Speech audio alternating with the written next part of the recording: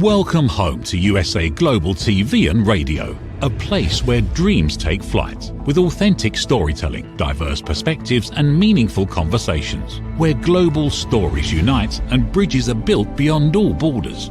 Discover world-class education, entertainment, hope and inspiration. Together, we're building bridges worldwide. Subscribe to our channel, USA Global TV. Download our app, USA Global TV. Be our guest or join our team. Visit usaglobaltv.com. Thanks to our founder and executive producer, Dr. Jacalyn Kerbeck. Music score by Yeffy Tang from Cloud Road Music. Voiceover artist Mike Porter. Creative direction by Paul Garcia. USA Global TV and Radio, your home for global connection. All rights reserved. This video and its contents are the exclusive property of USA Global TV and Radio. Unauthorized use, duplication or redistribution in any form is strictly prohibited. Get ready for Talking Heads, the show where expert insights meet world-class education, entertainment, hope, and inspiration. Brought to you by USA Global TV and Radio. Meet our distinguished presenters. From the great state of Texas, longevity expert, award-winning author, publisher, and distinguished Toastmaster, Red O'Loughlin.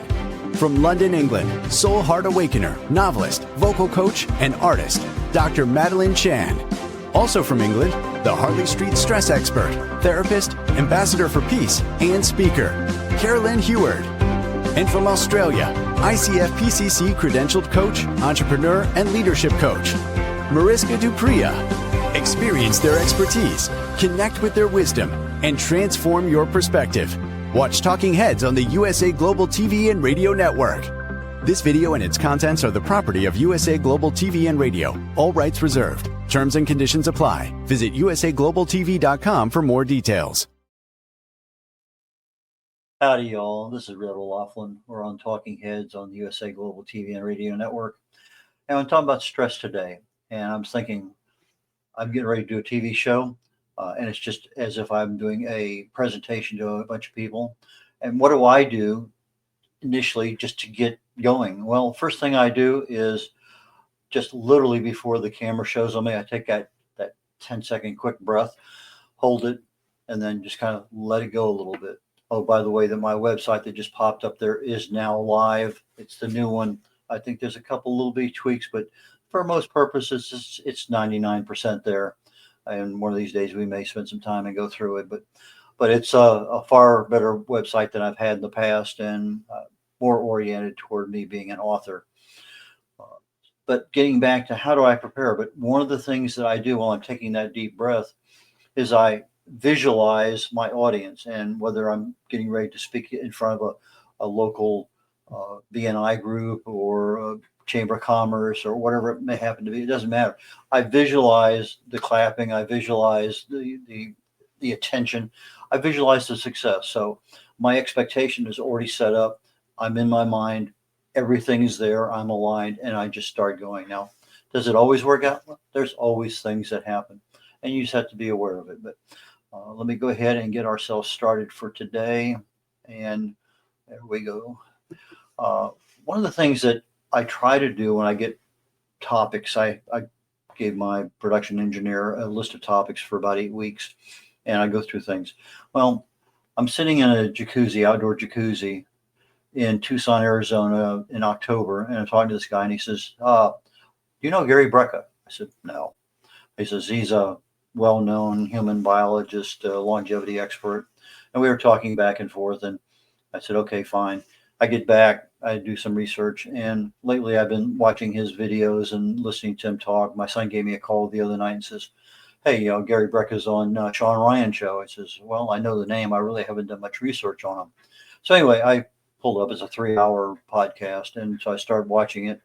And he and I have a lot of things that are very much in alignment with regard to cause and effect relationships, nutrition being more an aspect of deficiency more than anything else. But his background has him a lot more in depth with the medical records of thousands of people over the years when he was working in that industry. But he also talks a lot about the mitochondria in the body being the powerhouse, and with better breathing, better oxygen in our bodies, we actually end up with more energy and everything. So Brecka, Brecka. Charles, I can't remember the first name. Gary, I can't remember the first name. Doesn't matter. But Brecka is the guy. And so if you're looking for somebody to look at, strongly recommend you give him a shot. But let's get back to the USA Global TV and Radio Network and to my show, Talking Heads. Today we're talking about stress. What would I do? Well, we are producing the show today. It's live streaming on Amazon Fire, Zizzle TV, E360 TV, YouTube, where we also have all the archives, Android TV, Apple TV, social media sites. I simulcast it on my Facebook channels, my author channel, my personal channel, and there's others. We also have podcasts that they show up audio down the road. And as always, my shows are always set up for awareness and education. So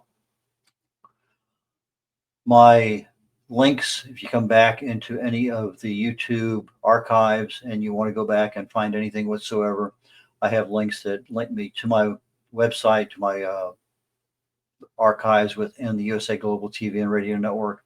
And so that's one of those things that can be found. Just provide that information. Me, I'm a researcher.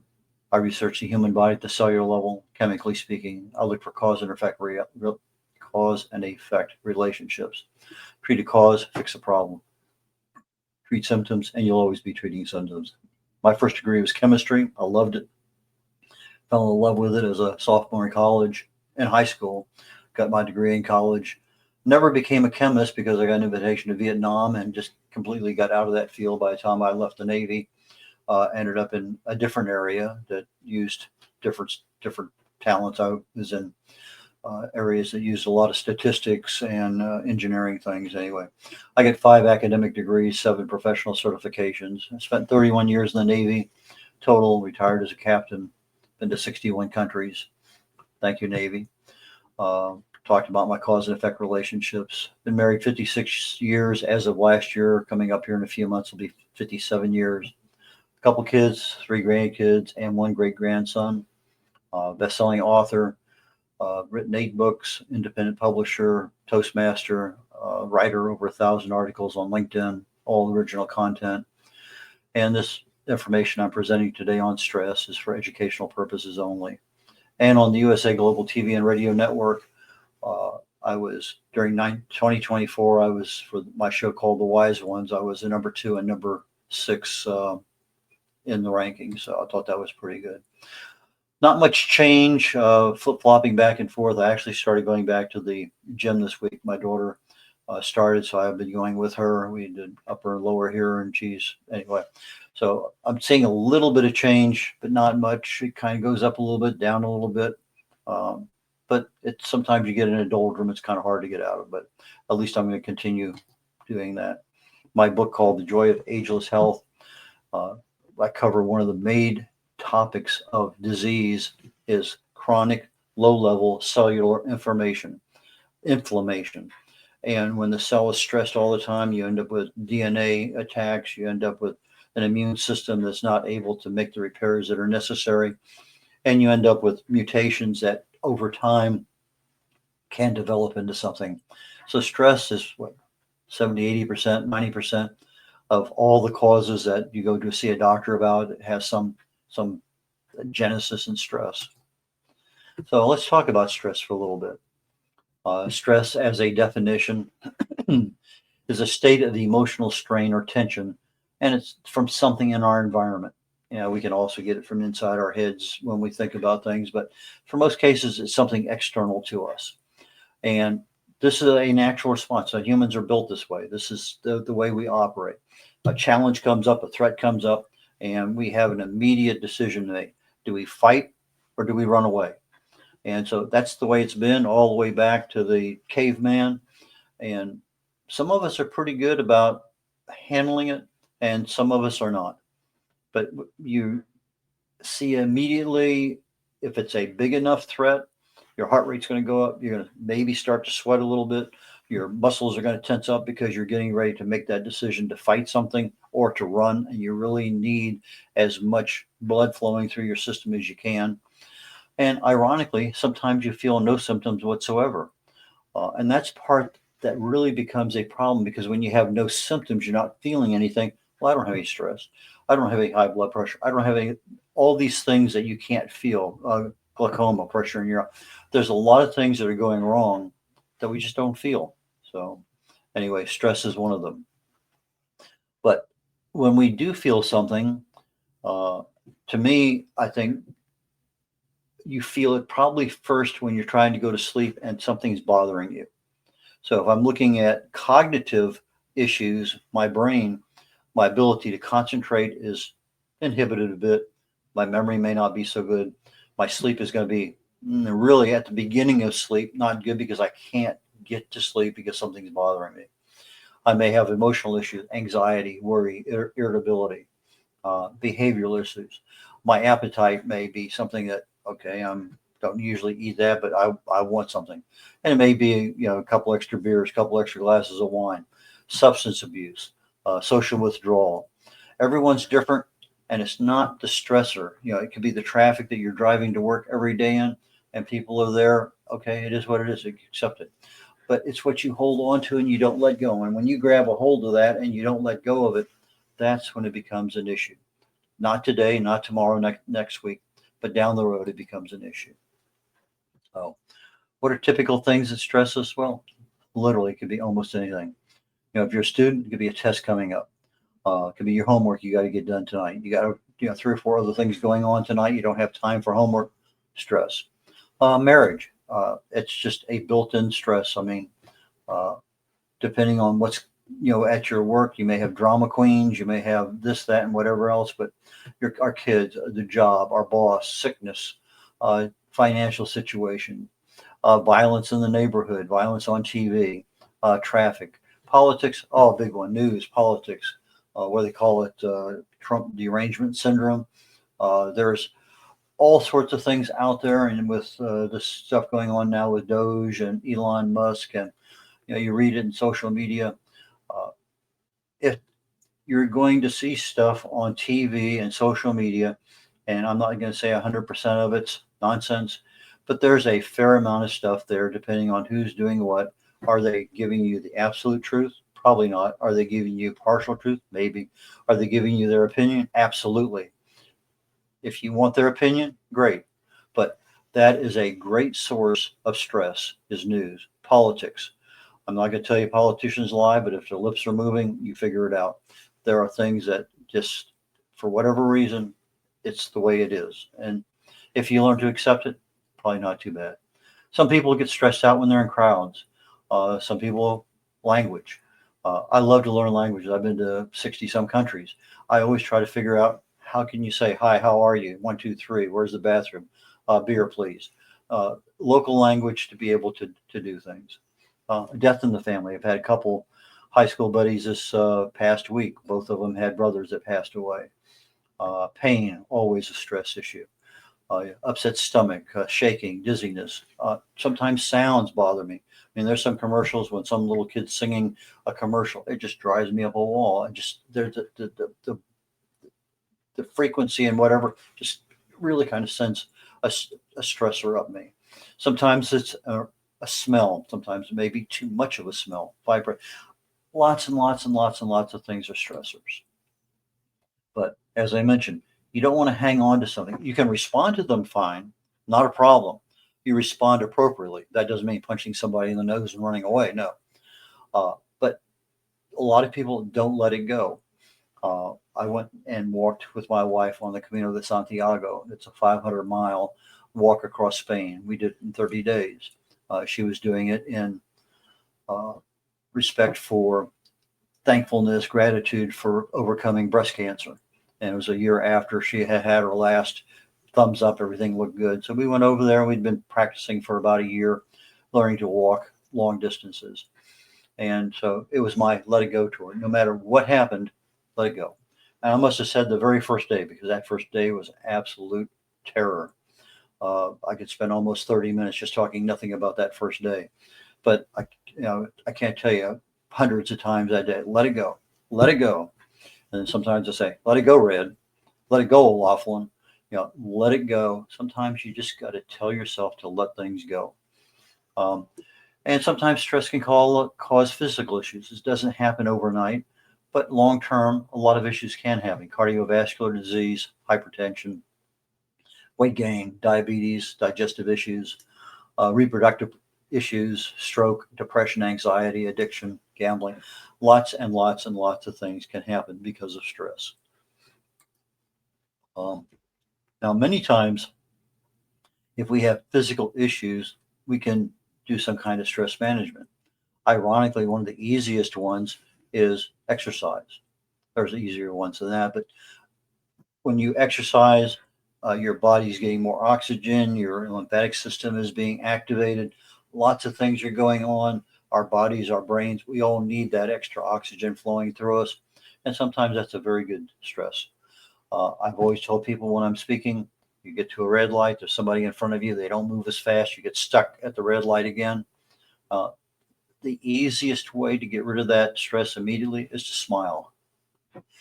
You can't have a negative and a positive thought in your brain at the same time. Typically, your brain's going to have a negative thought. Your face is going to look like you're angry at something because that's the way the process works. It goes downward. Why not force it back upward? So if I can force my face to have glee and happiness and joy through smiling or laughing, then I'm going back up into my brain, forcing that negative thought out. And by the time you get through the light, when it's your turn, you could care less about the car that was upsetting you rather than, you know, worrying about something that you have no control over. So most of us, many times, we don't even recognize we have stress because we see it all the time. Your boss, your spouse, your kids, your job, doesn't matter. But we get stressed and we don't realize we have it. A lot of times we ignore it. We don't manage it. There are many things we can do to manage stress. We just choose not to do them. And as a result, we're not aware of the consequences. And for many of us, we carry it to the grave. It's just that's the way things work. But what really happens if I'm looking at a cause and effect relationship chemically? What is going on? Now, I mentioned Gary Brecka, and he was talking about stress, and he talked about these catecholamines that are released. Well, absolutely true. We have adrenaline, noradrenaline, and dopamine. Those are primary neurotransmitters in our bodies are called catecholamines. And when we get stressed, these things activate, boom. And all of a sudden, our bodies start to react according to the messages sent by these transmitters. These things are synthesized in the brain and they influence our body. We get all sorts of things going on. And I'll go into a lot more detail than right now. But stress, we have certain things that are defined as responses to stress. You know, I already mentioned your heart rate increases, your cardiovascular function, your mood, your anxiety.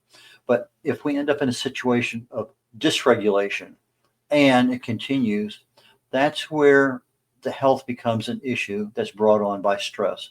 And they can be addressed if you catch them and you recognize them early enough. So fight or flight happens almost instantly. And you see it on TV a lot of times. You know, two people bump heads and one wants to take it and just knock the other one silly. Well, why would you do that? And you're thinking to yourself, well, some people can't separate, you know, whatever the insult was that somebody did, their wife, their girlfriend, their mother, their whatever it is, you know, your baby's ugly, whatever. They take umbrage at that and they lash out instantly. Maybe a better deal would be to turn around and walk away. Well, some people are not built that way, but it's a rapid response, sometimes almost uncontrollable. We end up with, you know, our cardiovascular, our output just really intensifies, blood pressure increases. We're getting blood pumped to all parts of the body because if we're going to run or we're going to fight, we need that extra blood with the oxygen where it needs to go. Our mood changes, our arousal changes, our tension changes. We have other hormones that are released, insulin, glucagon, blood sugar levels go because we need that extra energy. Lots of things happen. They all happen automatically. And you can go into each one of the adrenaline as to which one that done does. And it just, we can look at each individual chemical, but if you look at them, they kind of overlap each other. You know, inside our airways, our bronchioles dilates, we get more room for oxygen. Our airways improves. We get that ability to get that much extra oxygen to our body. Blood flow gets into our digestive tract. In fact, our entire digestive tract just shuts down. And you occasionally see it on TV when somebody's doing an autopsy. So, well, the person was captured for 3 days, but their meal has not been digested at all because the body shuts down. Anything that's extraneous to survival stops. And so if you have food to digest, body says, I don't need that right now. I can digest it later. So the blood flow goes where it needs to go to. Gastrointestinal motility, the stuff in our gut, we're not going to digest anything. So our blood flow, we don't need our gut. The blood flow is going to decrease in that area. But where it does need to increase, it does. But what it does is it gives you, your body is immediately ready to do whatever it needs to do. Move, run, fight, anything in between. Sometimes it's an argument. Sometimes it's, like I say, it's anything. But we end up occasionally on autopilot. And that's not a bad thing, because sometimes that autopilot is what helps us improve down the road. The first time you swing at somebody and you miss or you hit and you come home with a black eye or bloody lip, okay, well, you learned a lesson. Was it a good lesson or not? There are things that you can learn. And a lot of the activities that we do in life are brought on by stress that's intentional so that it improves our ability to handle a situation. I just listed a couple of them here. Police officers, shoot, don't shoot. You don't want to be in a situation where something pops up and you shoot and you kill somebody that should not, just an innocent bystander. So your ability to ascertain, is this a life and death situation? Do I need to respond?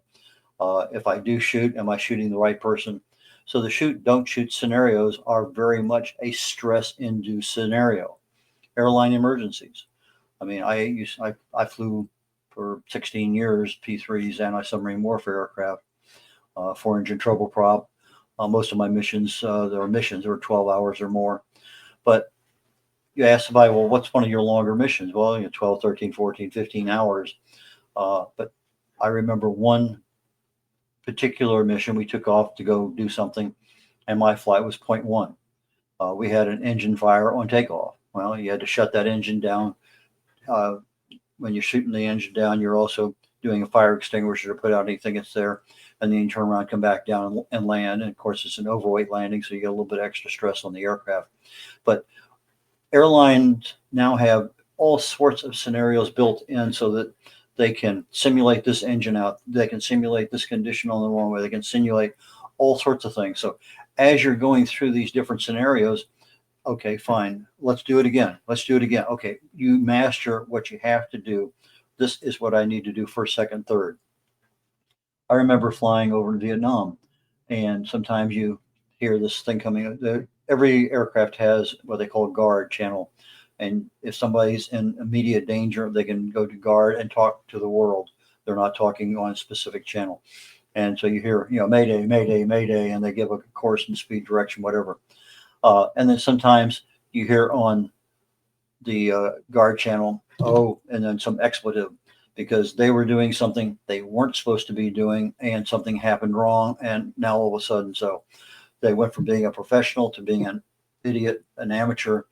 But if you hear that Mayday, Mayday, Mayday, and then boom, you hear course, speed, altitude, and intentions, they're acting professionally from what they need to do. But we have mistakes that we've made all our lives, and we should be learning from them. We should be making our lives a lot better. One of the sayings that I've really loved over time is professionals learn until they can't get it wrong. Amateurs learn until they can get it right. And that's really and truly, if you make enough mistakes and you get hit with it over and over and over again, and you react and nothing can go wrong, you can't deal with. Well, that is the way things should be, especially if you're in a profession that demands it. Babies learn to walk by falling down a lot. Well, I have to report, my first great grandson had his first walk last night. We watched it on video. My grandson sent us a copy, and He was walking a couple steps, fell down. And he'd back up again, a couple more steps, 3 steps. Anyway, babies learn a lot by falling down. And all of a sudden, and within a week, you're walking all over the place. Well, he's a little bit older than a year, not much. But in my family, most of us walked usually around 9 months, give or take. But I did have one brother who was walking at 4 months, 4.5 months. At least that's the story my mom tells, and I believe it. And he was a pretty big baby. Stress. It makes us better in many regards. And I'm talking about stress that's planned, not stress that happens, although the unplanned stress can make you better too. But stress increases our alertness. That's a normal response to stress. So if we train properly and we recognize that alertness now allows us to improve our cognitive function about how do I really want to respond to this intellectually. Our immunity improves. Our resilience improves. In many cases, our performance improves. If I'm out lifting weights, okay, this week make 100 pounds, next week 110, next week after that 120. So our performance improves because we've stressed our muscles. We've stressed our ability to take a test. We've stressed our ability to talk. We've stressed our ability to do whatever it is that we're trying to improve in our lives. So stress can motivate, can do a lot of things. And in most cases, we don't improve without some level of stress. Again, it's not the stress, it's your reaction to it. So, adrenaline, noradrenaline, those are two of the catecholamines. They activate what's called the parasympathetic nervous system. And if I want to deactivate, inhibit the parasympathetic nervous system, what do I need to do? Well, almost any time you get somebody who is hyperactive on something, you say, whoa, take a deep breath. Believe it or not, that deep breath actually starts to inhibit the parasympathetic nervous system. You start to slow things down a little bit. Now, I jokingly say, take a deep breath, hold it for 30 minutes. Well, and then everybody starts laughing. Well, in reality, I think the world record for holding your breath underwater is a little over 24 minutes. Most of us can't hold our breath for a minute and certainly can't hold it for 3 or 4, much less a lot longer than that.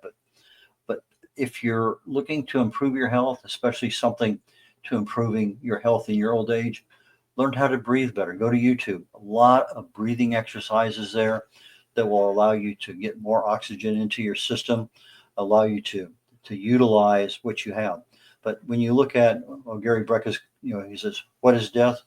The inability to breathe. You're not getting oxygen to the brain. Gets to a certain level, boom, brain dead, you're dead. Well, and that's what happens to a lot of people. They just don't have the ability to get that extra amount of oxygen into the lower lungs so that it starts getting into the bloodstream and throughout our body. So deep breathing, and lots of exercises out there for that. Meditation, again, it's a normal stress management technique. Sometimes just talking to somebody about, talk to one of your coworkers about your boss who pisses you off. That talk is enough to calm you down. I mentioned exercise as being a major, major, major opportunity for stress management. Just getting out in fresh air and sunshine, that does wonders to changing the environment. You get away from the stressor. In fact, that's probably the number one they tell people. Something stresses you, get away from it. If it's a smell, if it's a vibration, if it's a sound, if it's a person, get as far away from them as quickly as you can. That is usually enough to shut down that particular irritant, that particular trigger. Sometimes we can actually do some relaxation techniques where we mentally look and calm down our muscle groups as we think about them, and we breathe and just kind of let each muscle group relax. Some of us enjoy some kinds of really relaxing music, visualization. I use that a lot. But there's just so many of them. Just go to YouTube. How do I inhibit? How do I stop stress? There's too many to watch. Dopamine's always present in the brain. You're not in a situation where you're going to create it like you do with adrenaline. Dopamine's there. But as things get stressed, the body will increase the dopamine. And we can attenuate a little bit of that, our body's response to it. Uh, but we have to really take breaks. Uh, 87, I was involved in so many things, and by happenstance, I stopped watching TV. If I had a chance to watch it, it just, you're gone 3 weekends a month. I'm going to college at night, 3, 4, 5. Just everything didn't allow me to watch TV. And then all of a sudden, I haven't watched TV in months. Why do it? Okay, it was a comedy. Okay. But I said, I don't need the news. I can see from the stuff that I'm doing, I know what's going on. I don't need somebody's opinion as to what they think it is. So I stopped watching news, network news, for literally a couple, 3 decades. And if you take breaks from things that stimulate the brain, you're going to find that you actually can relax a whole lot better. And they may be games. I'm talking about little games on your computer, social media. Social media wraps up news on TV because, again, it's somebody's opinion in response to somebody else's opinion, whether it holds validity or not. Now, you may agree or disagree, it doesn't matter. But the mere fact that it's there and it's being presented to you might be a clue that, maybe I just need to get away from Facebook for a while or whatever. Junk food. If we find ourselves eating a lot of junk food, we end up in the extra 2 or 3 or 4 pounds on the scale. A clue. A lot of things are there and they trigger something and we develop habits, but we're not aware that the habit is being developed. So a dopamine fast, get away from all that stuff. That's those things that we can have control over. I didn't mention cortisol, but usually that's the first thing people think of in stress. Cortisol. Well, our adrenal gland response to stress is cortisol. And again, it's there to support. It's a big supporting actor, fight or flight. It's part of the big three up there in your catecholamines. We get the same physiological responses, similar symptoms, except we also get extra fat in our gut. We also get extra weight because of the cortisol. Cortisol loves fat, loves to store fat. So a lot of things are happening there that are outside the purview of the other catecholamines. But we're going to end up with things that we don't want. And if you look at the way our bodies are built, right around our waist, our biggest part of our gut, we have 4 or more times more receptors for fat for those based on cortisol. So chronic stress, same kinds of health issues based on the cortisol being formed. Again, stress is normal, but we don't want to let it accumulate. When it accumulates, now we have a problem. If we allow it to accumulate and become chronic, now those levels that used to be at the 1x, 2x, 3x, 4x are now at 10x. Now we have more than we can handle. And most of us don't recognize it. We may be irritated, may not be able to get a good night's sleep, maybe take it out on others. Okay, I'm sorry. I didn't mean to say it. Something caused it. And whatever that stressor is, you can't tie it down. Somebody else can probably tell you what it is, but you're not going to believe them. But our memory is going to be affected, our sleep is going to be affected, and our storage of fat is going to improve to just an amazing level. But if we can suppress the stress, the same kinds of things that we did with the adrenaline and the other 2 catecholamines, then we have the ability to say, hey, I have some level of control over that stress in my life. Just like I'm learning to drive at high speeds. I drove at over 100 miles an hour in Germany for a couple of years. I'd go home 10 miles, 120, 130, 140 miles an hour. But it took me months to get up to feel comfortable driving at 130, 140 miles an hour. But at night, I found out I couldn't drive over 130 in the car that I owned, Mercedes, older one, because I would outdrive my headlights. And so, whoa, I got to back off a little bit on that one. And so you can drive comfortably at 120, 130, 140 miles an hour and feel comfortable and be responsive. It doesn't happen overnight. You have to be able to take those things gradually and improve. So again, what have I said? Let it go. Don't hold on to it. Okay, so if I'm looking at stress and my lifestyle affects everything we do in our health and literally in our life.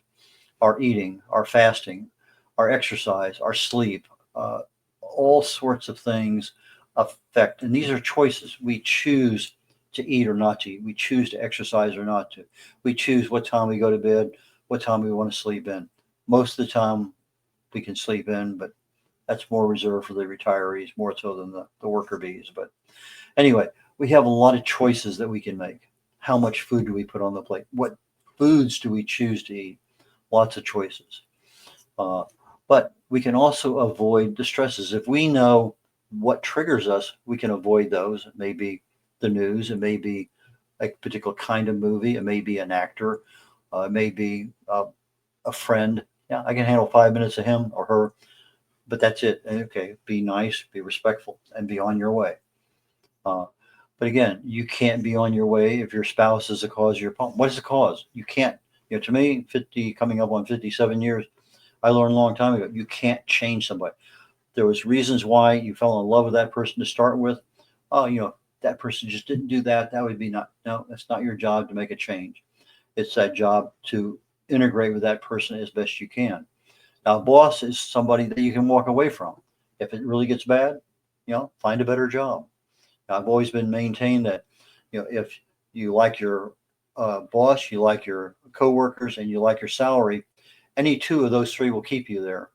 Uh, but if two of the three go away and you're only down to one, chances are you're going to be looking for a job very, very quickly. Traffic is, it could be, most of the time it's easy. And then all of a sudden, a couple of wrecks, they tie things up. Weather, we had a overnight low in the below freezing. Our heater wasn't working well, or at least the controller wasn't working. So a little chillier in the house last night, normal, a little extra stress. Again, news is probably one of the predominant ways to irritate people and increase stress. But overall, it's your health that's going to be affected when you don't control things. What can you do? Well, positivity. Sometimes we have a mantra, let it go. Now, I can't tell you how many times I said that out loud. Mindfulness. Sometimes we reframe the situation. Okay, what if I looked at that perspective from that person's view? Uh, well, okay, I see what you're talking about, but it's I understand it. I still disagree. But now you're starting to add some intellectual properties, that intellectual quotient to whatever that event is. What are you vulnerable to? What are those things that if somebody says something, does something, whatever, really torch you off? Well, take something innocent. Cold weather. I am not a cold weather aficionado. I love 95, 100 degrees, lots of humidity in Texas. I love it. But I don't like 35, 40 degrees in Texas. That's just me. That's a vulnerability. But I understand it. I walk outside, it's cold, I can deal with it. Are my goals being met? My nutrition, my hydration, the quality of my sleep. Lots of things are out there. So I need to slow down. Random acts of kindness are always good. Stretching, hiking, a hobby, but I need to set boundaries for me. So again, I let it go. I know my triggers. I can relax when I need to. I do my breathing. I can move away if possible from something that's immediate. Uh, Visualize, understand, reframe things. Lots of issues there that I can change, but sometimes I can't. Exercise, laughing and smiling is often my go-to, just in the middle of nothing. Somebody's there at the checkout counter and they're just taking forever. You look at me and you're going to see a smile on my face, and that's my way of de-stressing that situation. RAK, random acts of kindness. Complimenting others. You're going out of your way to tell somebody what a better job, what a good job they're doing. So, last couple items here for today. Get more sunshine. Do a fast on news. You don't have to look at everything that's there just because it's being broadcast.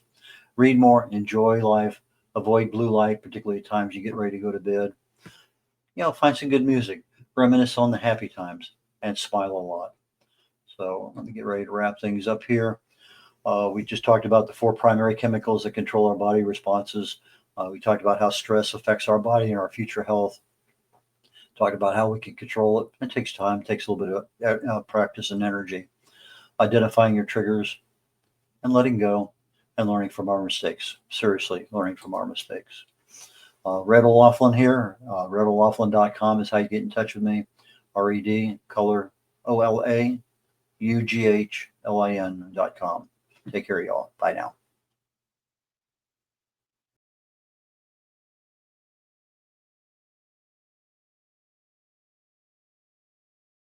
What if one simple skill could change the way you connect with the world? What if listening could open doors to deeper relationships, stronger businesses, and a better you? Dr. Jacalyn Kerbeck, the Listening Mentor, brings you USA Global TV and Radio, a space where voices are heard, ideas are shared, and global communities thrive. Through the elevated listeners' courses and books, you'll master the power of listening, set boundaries with confidence, and transform conversations into opportunities. Join us. Listen, learn, elevate. Whether you're a leader, a coach, a business owner, or someone seeking stronger connections, your journey starts today. Subscribe, learn, and transform today. USA Global TV and Radio proudly presents Steve Klein Art at steveklein.art. My name is Steve Klein, born Manchester, England, 1953. My quest in my lifetime is to create artwork from my soul and the deepness within my wildest dreams and fantasies.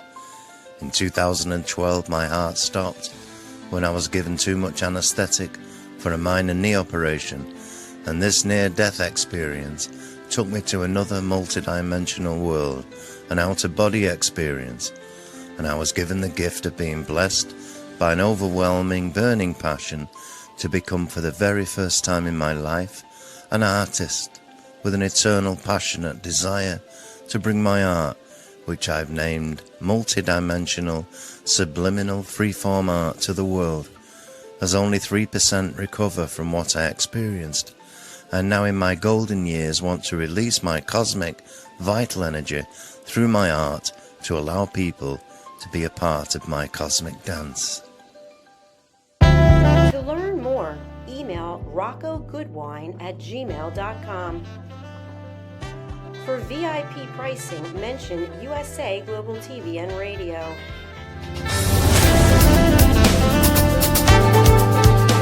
Have you ever felt unheard? Like your words float into a void, leaving you invisible and disconnected? How about feeling judged, when assumptions overshadow your truth, leaving you misunderstood and defensive?